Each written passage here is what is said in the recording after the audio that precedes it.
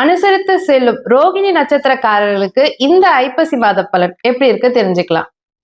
ரோகிணி நட்சத்திரக்காரர்கள் பார்த்தீங்கன்னா கிருஷ்ண பரமாத்மா பிறந்த நட்சத்திரம் தான்.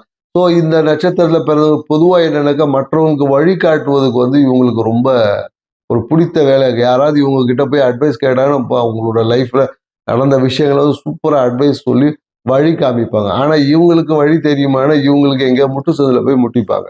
ஸோ அதெல்லாம் என்னன்னா ரோகிணி நட்சத்திரக்காரங்க அடுத்தவர்களை வழி நடத்துவதில் கை தேர்ந்தவர்கள் சொல்லலாம். அடுத்தவர்களுக்கு ஆலோசனை கொடுக்கறதுல. ஆனால் இவங்களுடைய சுய பர்ஃபார்மன்ஸ் என்பது எல்லா இடத்துலையும் ஒரு சிறிய சிக்கலா இருக்கும்.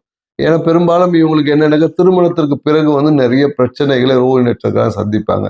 திருமணத்துக்கு அப்புறம் பார்த்தீங்கன்னா எல்லா விதத்திலும் ஒரு தடை என்பது இருக்கும். ஆனால் நிறைய ரோகிணி நட்சத்திரம் திருமணத்துக்கு அப்புறம் தொழில் வாய்ப்புகள் அமையும். நிறைய பேருக்கு வேலை கிடைக்காதவங்களாம் ரோகிணி நட்சத்திரம் திருமணத்துக்கு அப்புறம் வேலை கிடைக்கும்.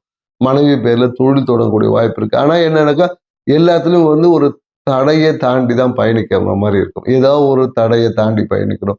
ஏதாவது ஒரு விஷயம் கைக்கு கிடைக்கிறதே கூட இவங்களுக்கு போராடி பெறக்கூடிய விஷயமா இருக்கும்.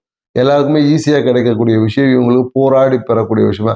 குறிப்பா என்னன்னாக்கா அந்த மாமியார் அத்தையோட உறவு இவங்களுக்கு பெரும்பாலும் ஒத்து போறதில்லை. ஏதாவது ஒரு சிறிய மனக்கசப்புகள் இருந்துகிட்டே இருக்கும்.